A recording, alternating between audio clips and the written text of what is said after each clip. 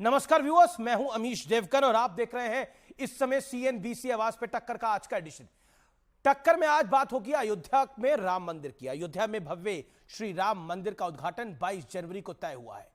देश के प्रधानमंत्री रामलला की प्राण प्रतिष्ठा में शामिल होंगे, लेकिन विपक्षी दलों को यानी ऑपोजिशन पार्टी को यह बात बिल्कुल रास नहीं आ रही है, कतई रास नहीं आ रही है। कांग्रेस के सीनियर लीडर अधीर रंजन चौधरी का कहना है कि पीएम मोदी देश में राम मंदिर का बिजनेस कर रहे हैं, तो संजय राउत कह रहे हैं कि मोदी जी को आमंत्रित करने की जरूरत ही नहीं है। ऐसे में सवाल है कि राम मंदिर के उद्घाटन से पहले विपक्ष इतना बेचैन क्यों हो गया है। आज इसी पर होगी सीएनबीसी आवाज पे टक्कर। मेरे राम तेरे राम, किसका बनेगा काम। आज टक्कर का गुरुवार एडिशन, थर्सडे एडिशन, इसी विषय पर।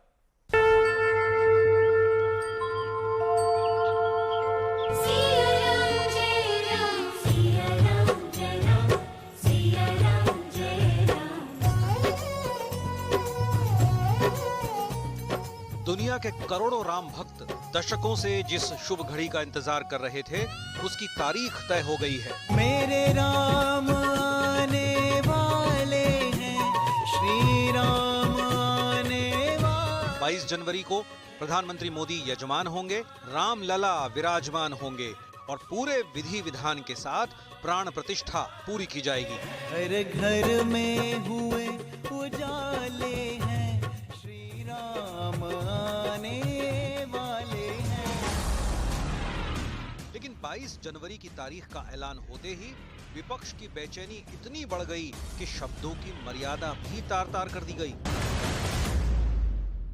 তাই রাম মন্দির 3 তারিখ আগামী বছরে ভোটের ঠিক আগেই বাজার গরম করার ব্যবস্থা। विपक्ष इस बात पर भी बेचैन है कि कहीं राम मंदिर का पूरा श्रेय बीजेपी के हाथों में न चला जाए, इसलिए टाइमिंग से लेकर प्रधानमंत्री मोदी को भेजे गए न्योते तक भी सवाल उठाया जा रहा है। ये तो ऐसे ही राम मंदिर की बात कर रहे हैं जैसे ये भारतीय जनता पार्टी का मंदिर हुए। राम मंदिर हमारे देश का मंदिर है, हमारे सनातन धर्म का एक बहुत बड़ा चिन्ह है। तो ये किसी पार्टी का क्या है राम मंदिर? भगवान सिर्फ एक पार्टी तक सीमित रह गए हैं क्या? आप इसको एक पार्टी का प्रोग्राम बना रहे हैं क्या? ये पार्टी का प्रोग्राम है और एक ही व्यक्ति विशेष का ही प्रोग्राम है, तो सभी को होना चाहिए, सभी को निमंत्रित करना चाहिए। मोदी जी को आमंत्रित देने की जरूरत ही नहीं है ना, मोदी जी खुद ही जाएंगे। मोदी प्रधानमंत्री है, वो जाएंगे ही। इतना बड़ा इवेंट कौन छोड़ेगा भाई। राम मंदिर तो होना ही था, हो रहा है। मुझे लगता है कि चुनाव तो विपक्ष की इस सियासी बेचैनी के बीच सबसे बड़ा सवाल यही है कि क्या रामलला की प्राण प्रतिष्ठा से बीजेपी की सियासी प्रतिष्ठा भी बढ़ने वाली है, और क्या इसी वजह से विपक्ष परेशान है। आज इसी सवाल पर होगी देश की सबसे बड़ी बहस। राम दरबार, सियासत अपार।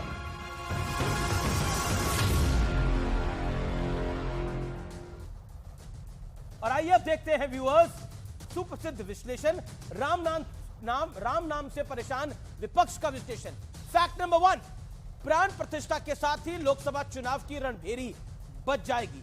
दूसरा फैक्ट, 80 लोकसभा सीटों वाले उत्तर प्रदेश में इसका सीधा और सपाट असर पड़ेगा। सिर्फ 80 लोकसभा में नहीं, पूरी हिंदी पट्टी पर इसका असर पड़ेगा। राजस्थान, मध्य प्रदेश, छत्तीसगढ़ पर असर पड़ेगा, गुजरात पर असर पड़ेगा, हिंदी पट्टी के बाहर भी इसका इंपैक्ट पड़ेगा। यूपी के अलावा कश्मीर से कन्याकुमारी तक बीजेपी को सियासी माइलेज मिलना संभव है। इसी की मैंने बात करी, सिर्फ हिंदी पट्टी नहीं, गुजरात, महाराष्ट्र में भी इसका फायदा मिलेगा। इसीलिए समूचा विपक्ष 24 घंटे के भीतर बेचैन हो गया है। लेकिन बीजेपी ने इस मुद्दे को कभी नहीं छोड़ा, ये याद रखना चाहिए। वो 2 पर रहे, वो 80 पर आए, वो 160 पे आए, 120 पे आए, 180 पे आए, 300 तक आए, लेकिन उन्होंने मुद्दा नहीं छोड़ा। ये बड़ी बात है। तीसरा फैक्ट, जातिवादी काट को लेकर घूम रहे विपक्ष के सामने राम नाम की अब दीवार होगी, क्योंकि वो चाहते हैं कि जाति में समाज बढ़ जाए, जाति में पूरा वोट बैंक बढ़ जाए, लेकिन अब राम नाम के आगे क्या चल पाएगी विपक्ष की, बेचैनी का एक कारण यह भी है। चौथा फैक्ट, मंदिर विरोधी छवि वाली कांग्रेस और समाजवादी पार्टी को बड़ा नुकसान संभव है। मैं बता देता हूं, मुलायम सिंह यादव की सरकार थी और उन्होंने गोलियां चलवाई थी कार के सेवकों पर। और राम मंदिर के विषय पर कांग्रेस का लेटेस्ट 2019 का मामला है, जिसमें वो कह रही थी कि 2019 के लोकसभा चुनाव में इसका असर पड़ेगा, इसलिए राम मंदिर का मामला रोका जाए। कपिल सिब्बल कह रहे थे, तब वो कांग्रेस के नेता थे और वकील भी थे। बढ़ता हूं आगे, और बड़ा सवाल क्या है, राम नाम पर सत्ता कुर्बान करने वाली बीजेपी 2024 में राम के नाम पर ही सत्ता हासिल करेगी। मेरे साथ बात करने के लिए कई मेहमान आ जुड़ रहे हैं। एक बड़ा पैनल मेरे साथ मौजूद है। मेरे साथ सुब्रास्त्रा है, जानी मानी लेखिका, मेरे साथ तहसीन पूनावाला है, राजनीतिक विश्लेषक, तस्लीम रहमानी मेरे साथ जुड़ रहे हैं, अतिकुर रहमान मेरे साथ है, मेरे साथ संजय गुप्ता जी हैं, शिवसेना से आप तमाम लोगों का अभिनंदन है। लेकिन सुब्रास्त्रा, बीते 24 घंटे में बड़ी सारी ब्रेकिंग न्यूज आई है, और ब्रेकिंग न्यूज ये आई है कि विपक्ष की बेचैनी बढ़ रही है और सब कह रहे हैं कि राम सिर्फ बीजेपी के नहीं है, बीजेपी माइलेज लेना चाहती है, पॉलिटिकल गेम खेलना चाहती है। 50 सेकेंड्स। आमिश जी, आपको भी राम राम और आपके सभी दर्शकों को जय सिया राम। देखिए, दो चीजें हैं इसमें आमिश जी। पहली चीज कि विपक्ष को किसने कहा था कि वो राम मंदिर का क्रेडिट या राम मंदिर जो आज बनाया जा रहा है उसको लेकर के उनकी जो भी तैयारी थी, आज वो गिनवाने बैठते हैं, उसके बारे में उन्होंने पिछले 40 वर्षों में चर्चा क्यों नहीं की? किसी ने तो मना नहीं किया था। आज जो भी वो कहते हैं कि 1900 जब बाबरी मस्जिद का वो कांड हुआ तो गेट किसने खुलवाया और क्या क्या तमाम चीजें हैं पब्लिक डोमेन में, तो क्यों कांग्रेस पार्टी ने आज तक असर्ट क्यों नहीं किया? मुलायम सिंह यादव ने क्यों नहीं असर्ट किया था अपनी हिंदू आइडेंटिटी अभी तक? अब जब राम मंदिर बन चुका है, अब जब रामलला वहां विराजमान हो चुके हैं, प्राण प्रतिष्ठा केवल बाकी रह गई है, तब सबको याद आ रहा है कि उनका कंट्रीब्यूशन क्या था। यही बात है ना कि कलिमल ग्रसे ग्रंथ सब, लुप्त भय सदग्रंथ। इस कलयुग में ग्रंथ तो सब लुप्त होते ही जा रहे हैं, सद ग्रंथ भी जो भी थे वो सब लुप्त होते जा रहे हैं। इसका मतलब कि जो विपक्ष में भी जो कालिमा है वो इतनी गहराती जा रही है कि इन्होंने अपना किया धरा भी इनको याद नहीं है, और इनको याद दिलाना जरूरी है। क्योंकि आमिश जी, अगर हम राजनीति की बात करें तो आज अगर लोग कहते हैं कि भारतीय जनता पार्टी राजनीति कर रही है, मैं 1 मिनट के लिए मानती हूं कि कर रही है। आपको राजनीति करने से किसी ने रोका था? जब ये नारा भी तो लगता है ना, ये नारा भी तो विश्व हिंदू परिषद या विश्व हिंदू परिषद से जो संबंध रखते वो लोग लगाते हैं ना कि अयोध्या तो भी झांकी है, काशी मथुरा बाकी है।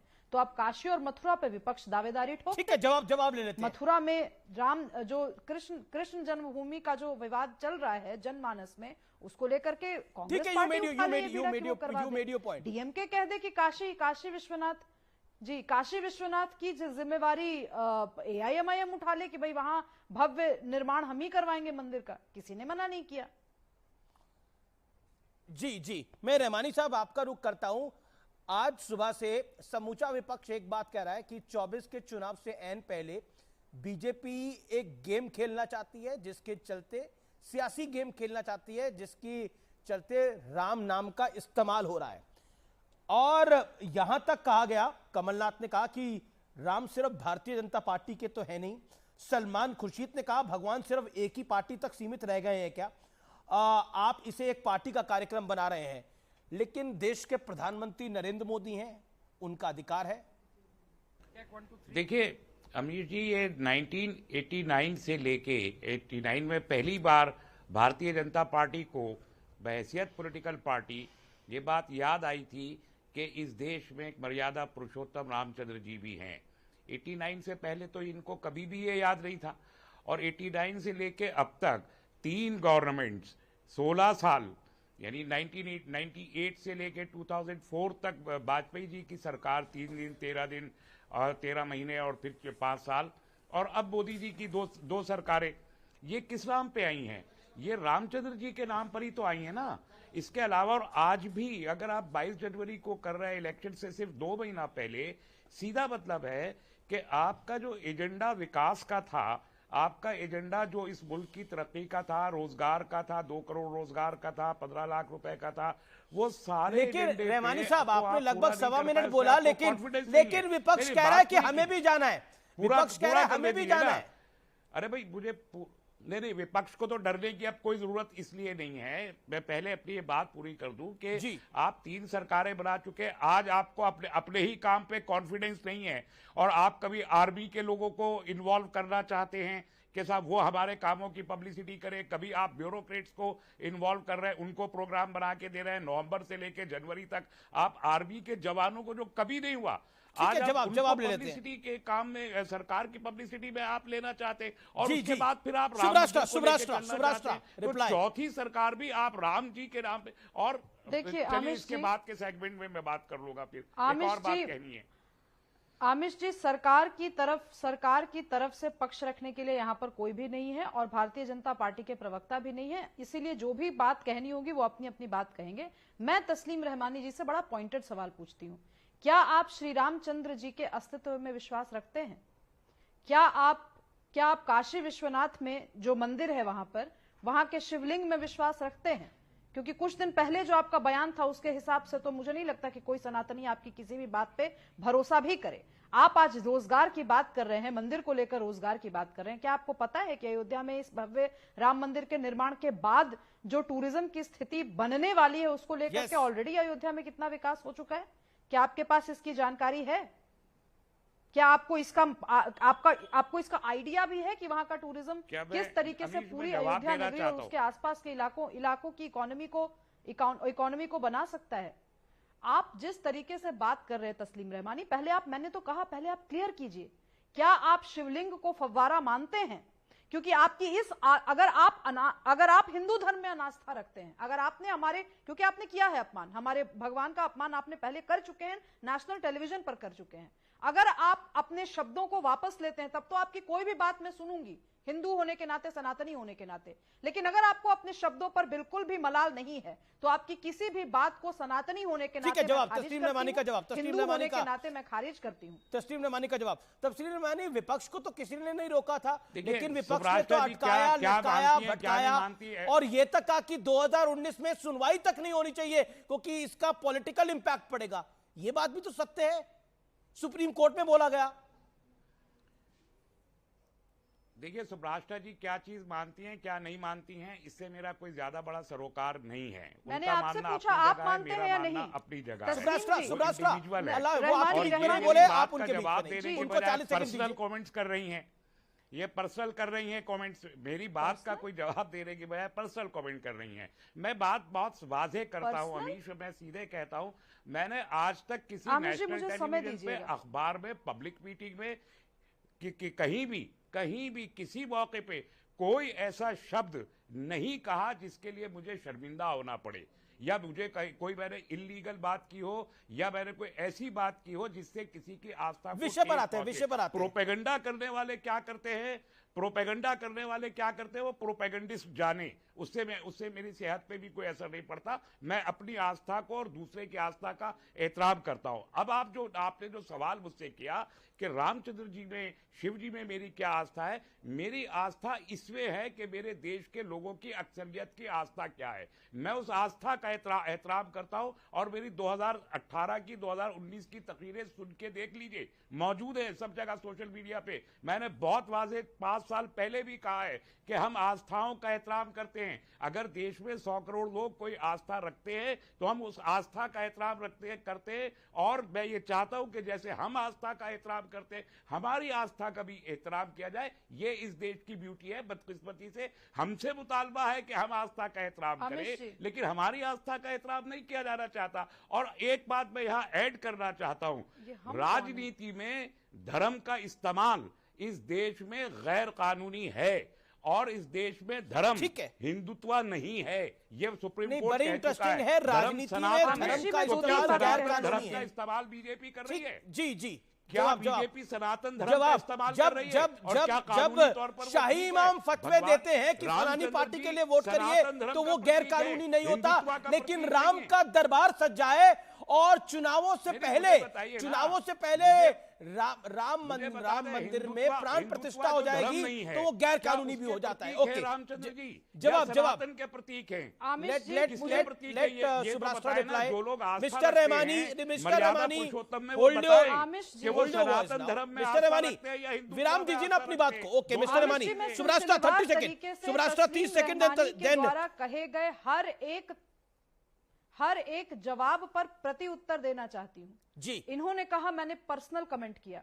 मैं आपके व्यूअर से अनुरोध करना चाहती हूं कि जो भी पर्सनल कमेंट किया हो मुझे ट्विटर पर टैग करके बताएं। मैं सरेआम माफी मांगने को तैयार हूं। मैंने कोई पर्सनल कमेंट नहीं किया है। आप सार्वजनिक जीवन में अगर हैं, आप नेशनल टेलीविजन पर बैठ करके बात कर रहे हैं, आपने शिवलिंग को फव्वारा कहा है, इसके बाद बहुत सारी घटनाएं देश में हुई हैं। मैं विषयांतर पे नहीं जाना चाहती और तस्लीम रहमानी सच्चाई करके कह रहे हैं मैंने नहीं कहा, मैं ये प्रोपेगेंडा चल अमीर रहा है। देवगर ये गलत बात है, ये गलत बात है, ये मेरे खिलाफ पर्सनल प्रोपेगेंडा कर रही हैं। देश आप के साबित विकास कीजिए को लेकर बड़ा विदाउट एनी प्रतिबद्ध हूं, प्रूफ ये एलिगेशन जो नेशनल मैं देश के विकास को लेकर बड़ा सेंटिमेंटल हूं, इसीलिए मंदिर और मस्जिद के मुद्दे में मैं नहीं पढ़ना चाहता। मैं एक करके पर्सनल कमेंट्स ना हो, पर्सनल कमेंट्स ना हो। ओके, मैं सीजफायर डिक्लेयर करता हूं, सीजफायर बोलता हूं, रिक्वेस्ट करता हूं आप दोनों से, आप दोनों मेरे मेहमान हैं। एक सेकंड रहमानी साहब आप शांत रहिए, रहमानी साहब आप शांत रहिए। मेरा हम्बल सबमिशन है मिस्टर रहमानी, ये पैतरा मेरे ऊपर नहीं चलेगा। रहमानी इनके पास ये नहीं चलेगा मेरे ऊपर। मैंने अभी तीसरी बात बोलने आ रही हूँ, तो मैंने मूल मुद्दे पर अभी बोलना शुरू। अच्छा विषय पर आते हैं सुब्रास्ट्रा, विषय पर आते हैं, विषय पे आते हैं सुब्रास्ट्रा, विषय पे आइए, मेरा निवेदन है। तस्लीम रहमानी ने अपने आगे के वक्तव्य में भावना नहीं, अपना अपनी बात रखना, भावना भड़काना कैसे हो रहा है? आप झूठ बोल रही हैं, तस्लीम आप मेरे खिलाफ झूठ बोल रही हैं, आप पर्सनली मेरे खिलाफ इस देश के लोगों को भड़का रहे हैं। रहमानी साहब आप शांत रहिए ना, रहमानी साहब अब आप शांत रहिए। Okay Shubhrastha on screen, Shubhrastha on screen 30 second. Shubhrastha विषय पर आइए, मेरा निवेदन है। सुब्रास्ट्रा 30 सेकंड। Thank you. देखिए आमिश जी, इन्होंने एक बात बड़े कम्युनल ढंग से कही और उस पर ध्यान लाना जरूरी है, आकर्षित करना जरूरी है। इन्होंने पहले कहा हम देश के डेवलपमेंट की बात करना चाहते हैं, लेकिन हम चाहते हैं कि हमारी आस्था का भी एहतराम हो। अब मैं पूछना चाहती हूं, ये तो बड़ा सेक्युलर नैरेटिव लेकर निकले थे कि विकास के मुद्दे पर बात करनी है, तो ये हम और तुम कौन हो गए भाई? अगर ये हम और तुम कर रहे हैं तो फिर मैं कह रही हूं कि ये हमारा फैसला था कि अयोध्या में राम मंदिर बने, प्राण प्रतिष्ठा हो। हमने इंतजार किया और हम क्या होते इंतजार करने वाले? प्रभु श्री राम ने इंतजार किया, और आज जब प्राण प्रतिष्ठा होने वाली है तो ये तुम कौन होता है जिसको जलन हो रही है कि वहां प्राण प्रतिष्ठा हो रही है? नहीं तो तस्लीम रहमानी को थोड़ी, तस्लीम रहमानी को थोड़ी दिक्कत है। मेरे पास तो पूरी लिस्ट है, मेरे साथ तो पूरी लिस्ट है रूप से जिनको दिक्कत हो रही है।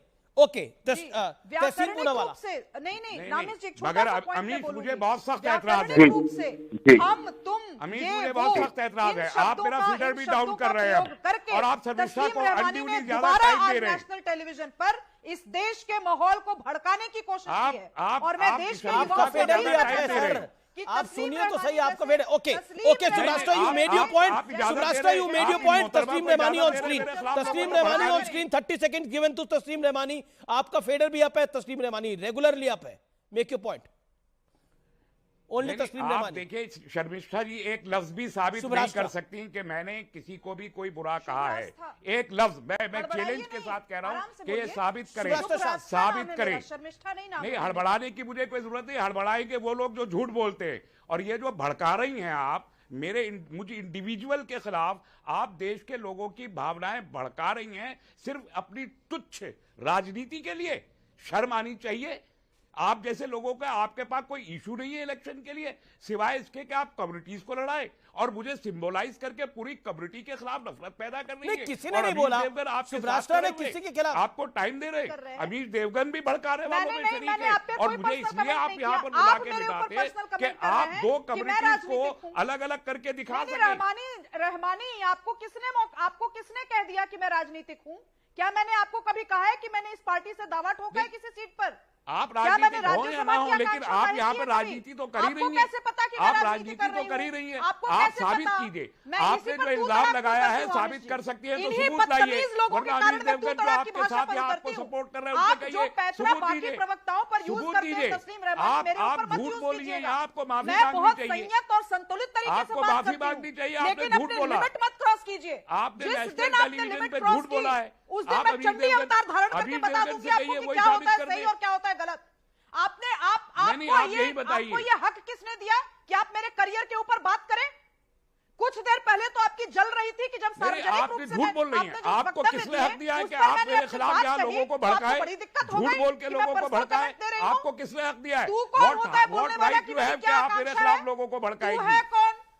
तू नहीं, है कौन? ये बोलने आकांक्षा वाला तो कि साफ मैं दिखाई दे रहा है कि आप मेरे मेरी खिलाफ लोगों को राजनीतिक झूठ बोल के भड़का महत्वाकांक्षा रही है। हैं। आप नेशनल टेलीविजन का इस्तेमाल कर रही हैं झूठ बोलने के जाइए लिए, ना, आप सुनिए, ऐसा और है झूठ बोल के तस्लीम मेरे रहमानी, खिलाफ लोगों मैं को तुझसे भड़का बहस रही नहीं हैं कर और रही। मेरे जरिए तूने पूरी कमेटी के सार्वजनिक खिलाफ भाषा- लोगों को भाषा भड़का से रही हैं। तेरी आप वजह राजनीति से आज करती हो नूपुर या ना शर्मा करती हो मेरा दुनिया में हुक्म नहीं निकल नहीं है, सकती लेकिन बाहर अभी कभी। इस वक्त तुझे आप शर्म यहाँ आनी पर चाहिए। लोगों की भावनाओं को तुझे भड़काने शर्म की आनी कोशिश कर रही चाहिए। हैं। आप और तू कम्युनलाइज किसी कर भी रही डिबेट हैं। एक सेकंड, किसी आप भी देश टॉपिक को पर कम्युनल बोलेगा। लाइन पे मैं बाहर नहीं, एक तुझे सेकंड, वापस वही विषय पे रहते चीज हैं। अभी करूंगी देवगन कि आपको तूने मौका दे रहे हैं। मेरे भगवान शंकर का सर मैं तो अपमान सबको किया है। मौका दे रहा हूं, मैं तो आपको भी मौका दे रहा हूं। और आज मेरा भी निवेदन तूने है, कहा मेरा है कि मेरा तुझे मेरा अपनी निवेदन है, शर्म कोई भाषा मना नहीं है। भाषा आप ही के आपकी साजिश भाषा है ये। संयमत रहे। और मैं ऐसे बदतमीज लोगों के साथ मैं पहले भी कभी नहीं बैठा और आज भी नहीं बैठूंगा। मैं लानत भेजता हूं इस किस्म के चैनल पे और इस किस्म के डिबेट रहमानी साहब, बात करने वाले लोगों पे 100 बार लानत। आज छेड़ दिया है, आज के बाद उलझना मत। एक सेकंड, देखिए मेरा हमेशा आपने कहना, बात कही है और उस पर टिकी है कि आपने एक सेकंड कही है। शुभराष्ट्र इतना आपने अपने माता विषय को रखिए रखा। कि आप अब मैं तहसीन पूनावाला को बताता हूं। तहसीन पूनावाला, ये तो राम मंदिर के बारे में ऐसे बात कर रहे हैं कि जैसे ये बीजेपी का राम मंदिर हो। ये कमलनाथ कह रहे हैं, सलमान खुर्शीद कह रहे हैं भगवान सिर्फ एक ही पार्टी तक सीमित रह गए हैं। क्या आपको लगता है कि जब बीजेपी ने अपनी 4 सरकारें कुर्बान करी तो फिर बीजेपी को ही क्रेडिट मिलेगा, कांग्रेस को क्रेडिट कैसे मिल जाएगा जो राम को के बारे में, राम सेतु के बारे में क्या विचार रखती थी उनकी शासन?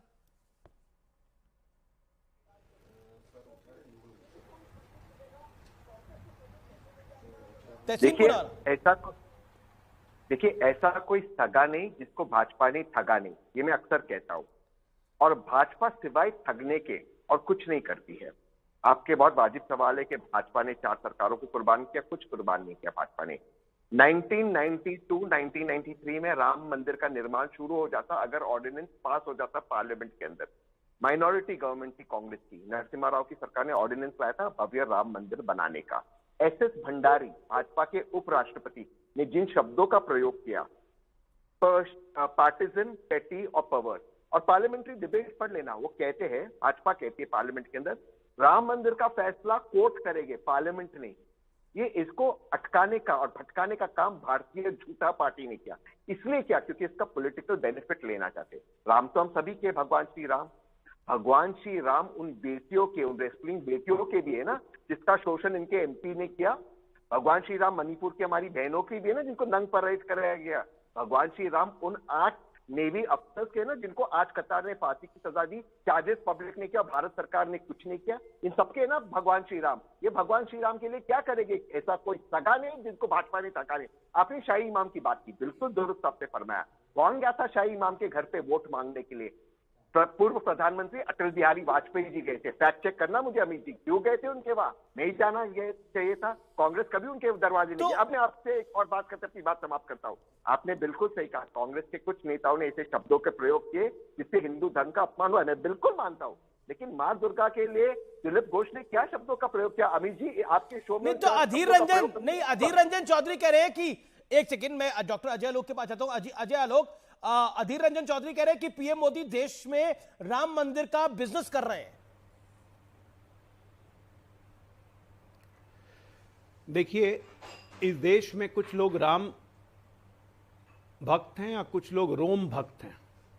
ये राम भक्त और रोम भक्त की लड़ाई है जो आज से नहीं चल रही है। रोम भक्ति शुरू हो गई 1975 के बाद से, और राम भक्ति तो पिछले 800 साल से चल रही थी। उस लड़ाई का नतीजा है कि आज राम मंदिर बन के, भव्य मंदिर बन के खड़ा है तो लोगों के छाती पे सांप लौट रहे हैं। तो ये हमारी समस्या नहीं है, ये राजनीतिक मुद्दा है ही नहीं। ये हमारी भावना से जुड़ा हुआ मुद्दा है।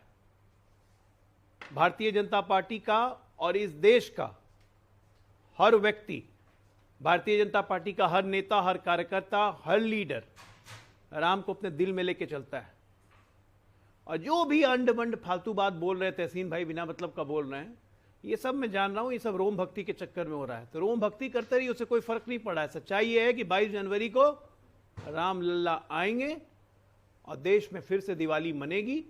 और पूरे हिंदू के लिए, इस विश्व के पूरे हिंदुओं के लिए ये सबसे गर्व की बात होगी। और शर्म की भी बात है कि 700 साल हिंदू बाहुल्य देश होके भी हम अपने देश में राम का मंदिर नहीं बना पाए, जो अब बनने जा रहा है। ये हमारे लिए शर्म की बात है। ये राजनीतिक मुद्दा नहीं है। आज मैं भारतीय जनता पार्टी के प्रवक्ता की तरह नहीं बोल रहा हूं। आज मैं हिंदू होने के नाते बोल रहा हूं कि मुझे गर्व है कि राम लल्ला आ रहे हैं। लेकिन दुर्भाग्यपूर्ण बात यह है कि आज भी इंडिया अलायंस के गठबंधन के डीएमके के नेता टीकेएस कहते हैं कि राम का जन्म एक मिथक है। बीजेपी ने इतिहास को खत्म कर दिया है। राम का जन्म एक मिथक है। ये इंडिया अलायंस के पार्टनर कहते हैं।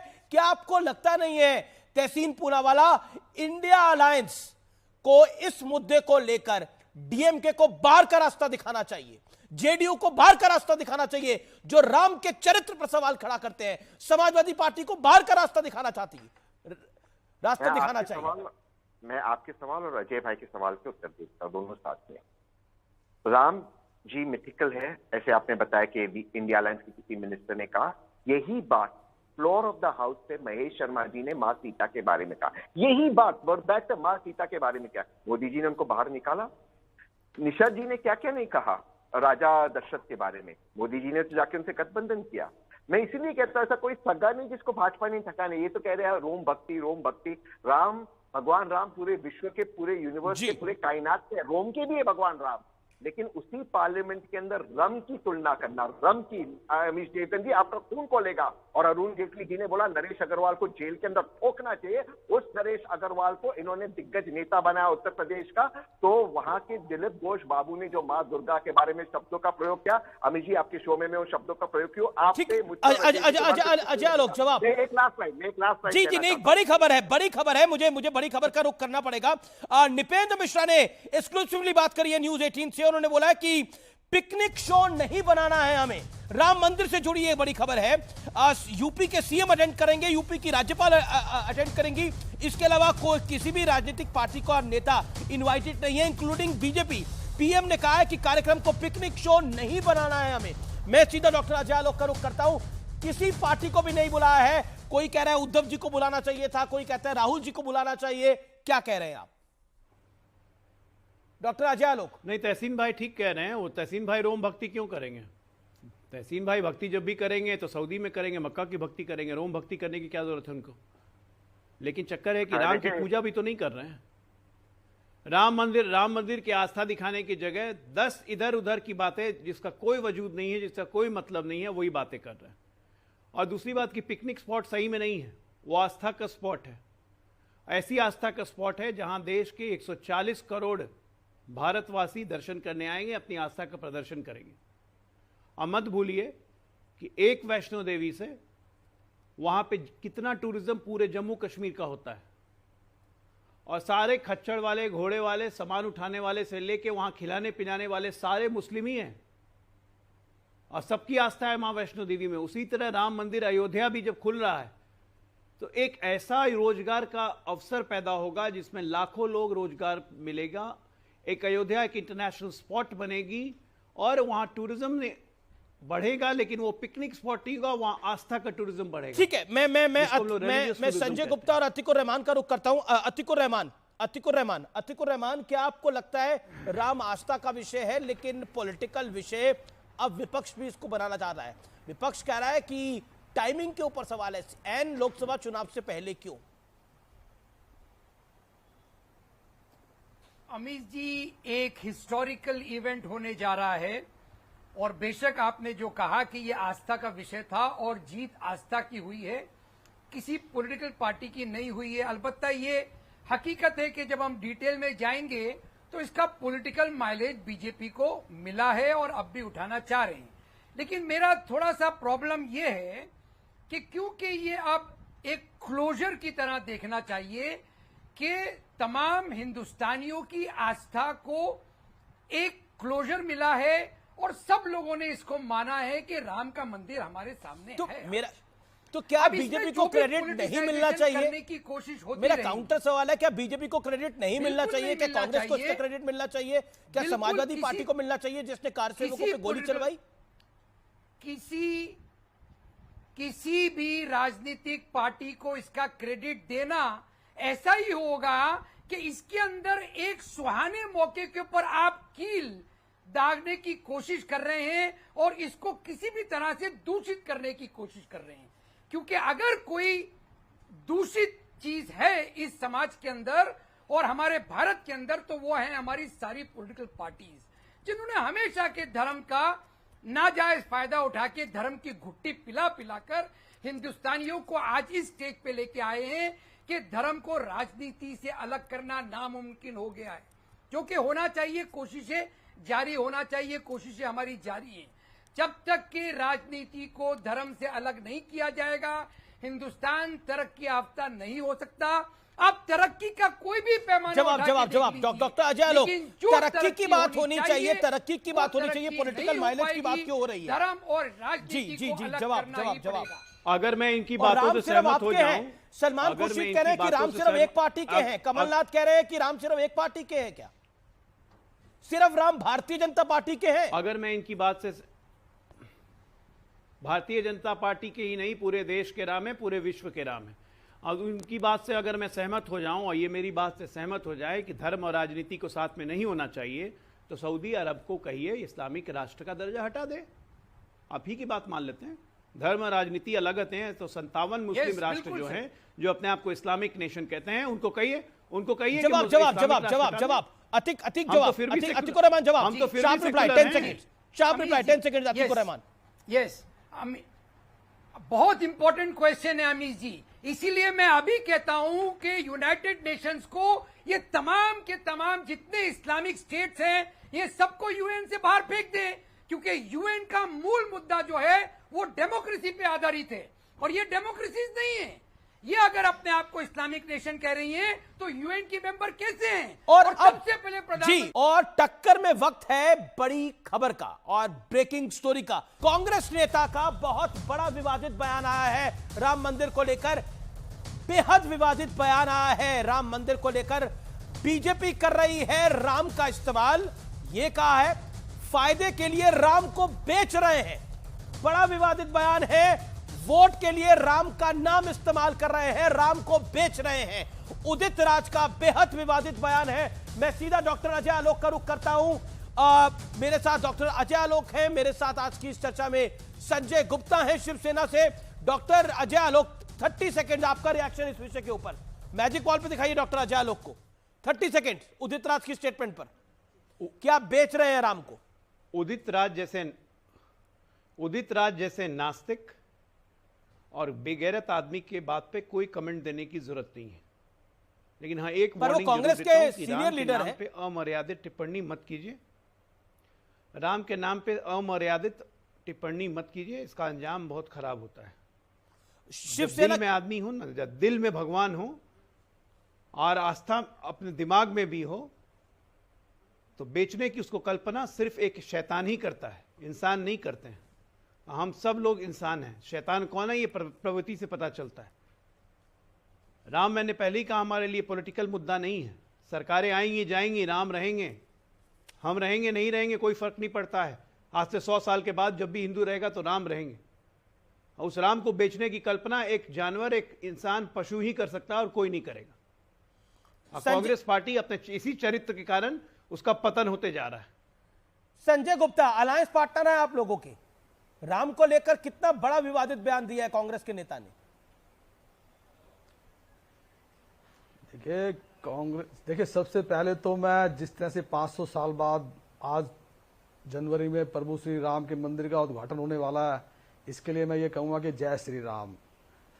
ये सिर्फ हिंदुस्तान के हिंदुओं के लिए नहीं बल्कि दुनिया के हिंदुओं के लिए एक शान की बात है कि जिस मुद्दे को लेकर के आजाद भारत में पहले भी बहुत से राजाओं ने बाबरी मकबरे को गिराने की कोशिश की, मगर बहुत उन्होंने अपना बलिदान दिया। उसके बाद आज़ाद भारत में जिस तरह से राजीव गांधी जी ने ताला खुलवाया, उसके बाद फिर तो मोदी जी को जाना चाहिए कि नहीं जाना चाहिए?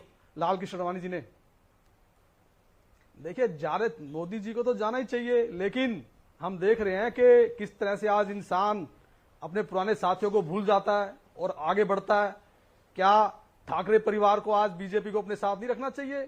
क्या इस देश के अंदर बीजेपी के अलावा सिर्फ एक शिवसेना और ठाकरे परिवार ऐसे पॉलिटिकल पार्टी नहीं कि जो राम मंदिर के साथ जब बीजेपी के साथ थे तब भी खड़े थे, और आज बेशक से इंडिया अलायंस के अंदर हिंदुत्व विरोधी पॉलिटिकल पार्टियां हो तब भी प्रभु श्री राम के मंदिर के साथ वैसे ही खड़े हैं। तो आप कह रहे हैं बीजेपी को, आप कह रहे हैं संजय जी आप कह रहे हैं बीजेपी को प्रधानमंत्री मोदी को जाना चाहिए, लेकिन संजय राउत कह रहे हैं कि प्रधानमंत्री मोदी की जाने की आवश्यकता ही नहीं है, मोदी जी खुद ही जाएंगे, उनको इनवाइट करने की जरूरत ही नहीं है, वो पीएम है, जरूर जाएंगे, इतने बड़े आयोजन को क्यों कोई छोड़ेगा? राम मंदिर तो बनना ही था और बन रहा है, लेकिन मुझे लगता है चुनाव आ रहे हैं और ये चुनाव के लिए एजेंडा है, ये चुनाव की तैयारी है, ये संजय राउत कह रहे हैं, आपके वरिष्ठ नेता, शिवसेना के वरिष्ठ नेता। देखिए चुनाव, देखिए पॉलिटिकल पार्टियां विचारधाराओं पे बनती हैं और सरकारें भी विचारधाराओं पर बनती हैं, और विचारधारा जो हिंदुत्व की हमारी और बीजेपी की है वो हमेशा रहेगी, और इसका फायदा बीजेपी उठाने की कोशिश करेगी, इसमें तो कोई दो राय है ही नहीं, क्योंकि राम मंदिर का ही तो मुद्दा है जिसके कारण बाला साहब ने पूरे देश के अंदर बीजेपी पार्टी को आगे किया, और आज बीजेपी इस मुकाम पर है कि राम मंदिर को मुद्दे को, कि राम मंदिर के उद्घाटन के लिए पीएम साहब जाएंगे। तो जवाब डॉक्टर अजय लोक राउत जी ने कोई इस बात का, डॉक्टर अजय लोक रिप्लाई, वो कह रहे हैं शिवसेना को भी साथ लेना चाहिए उद्धव ठाकरे जी को। देखिए ये राम के नाम पे तो पूरा देश साथ में है। सिर्फ एक ठाकरे परिवार एक ऐसा परिवार है, और बाला साहब ठाकरे हिंदू हृदय सम्राट, जिन्होंने सत्ता से अपना मोह भंग करके सत्ता में शामिल ना होकर के बीजेपी को इस देश में आगे किया। अगर आप ठाकरे परिवार को भी अपने साथ नहीं रख सकते ना, तो लानत है आप पर। और आपसदारी में देखिए एक बात और कहना चाहता हूं कि हम देख रहे हैं कि किस तरह से अपने पुराने साथियों को छोड़ करके कोई आगे निकल जाता है, और अपने साथियों को साथ रखने में उनके ऊपर ठीक है, लानत है, ओके, बीजेपी पे लानत है, बीजेपी पे लानत है। जवाब डॉक्टर अजय लोक का जवाब जरूरी हो जाता है, लंबा बोला आपने संजय जी। एक चीज और, नहीं अब लंबा बोला, लगातार आप बोल रहे हैं, पिछले 4-4.5 मिनट से आप बोल रहे हैं, मेरा निवेदन मानिए। ओके डॉक्टर अजय लोक, मुझे समझ में नहीं आ रहा, ये एप्लीकेशन दे रहे हैं क्या कि बीजेपी को इनको ले लेना चाहिए ठाकरे परिवार को? एप्लीकेशन दे रहे हैं क्या? सत्ता की लालच में मुख्यमंत्री बनने के लिए ठाकरे का परिवार खुद बीजेपी, एक मिनट, देश का सत्ता में सम्राट का ठाकरे साहब परिवार को बोलिए कि एप्लीकेशन लिख के भेज दे बीजेपी सेंट्रल ऑफिस में।